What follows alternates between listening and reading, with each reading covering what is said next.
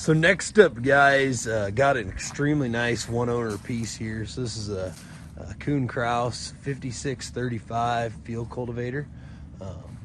Like I said, they bought it new there in 2013.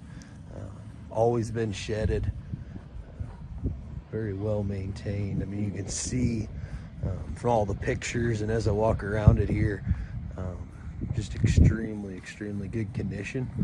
They've used it on just about 800 acres every year since they've owned it.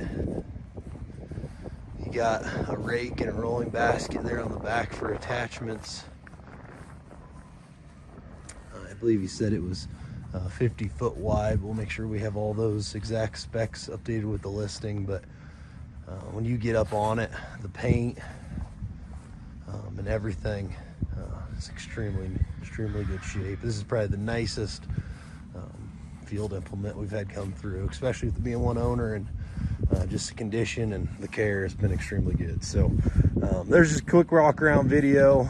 Obviously pull type, the rubber on all tires looks to be real good. So good luck, guys, with auction time and Old 20 Auctions.